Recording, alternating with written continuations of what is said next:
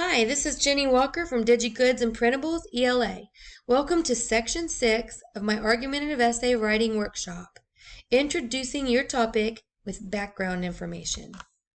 If you've stumbled upon this video from YouTube, you can find a link for the workshop in the description. Background information is vital. It gives your reader a quick idea of what your topic is about. People tend to get bored and give up when they are unsure of what they're reading. This is why background information belongs in the introductory paragraph. Here are some forms of background information that you can use. Not all will apply. The topic or the concept. What is the significance of the topic? Who is affected? When or where does it occur? And what factors cause it or affect it? Note, this is not a place for a lot of evidence, maybe a small piece of evidence, but your evidence will be saved for your body where your discussion will take place. For now, go ahead and pause this video long enough to watch this funny schmoop video on what not to do in an introductory paragraph.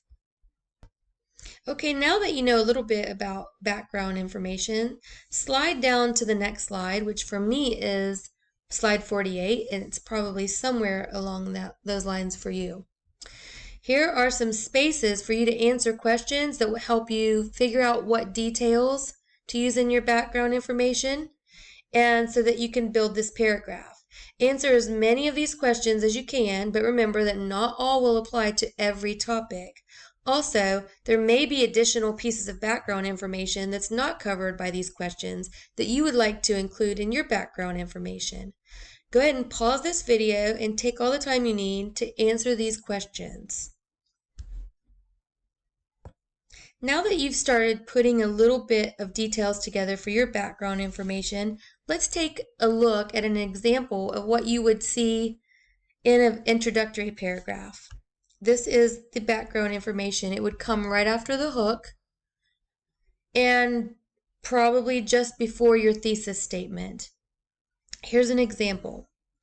In America, nearly 13 million children go to school hungry every day. Food insecurity, the inability to get proper nutrition on a daily basis, is at an all-time high. Nearly 48 million households, mostly inner cities and rural areas, are affected by this problem. Often school is the only stable source of food for many children. Okay, let's break this down and notice that this paragraph addresses many of the questions from your previous slide. Let's see how these questions are related. What is the topic? School lunch. Now, this is implicitly stated, not directly stated. That means the word school lunch isn't included, but we know that it's talking about school lunch, so it's in there. Who is affected? 13 million children. Where does it occur? In America. Of course, this occurs in other places also. But in America, and particularly inner cities and rural areas.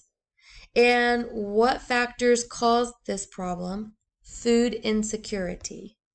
So just by answering these questions, we were able to put together enough background information on this topic to make the reader really comfortable and familiar with what is going to be in this essay.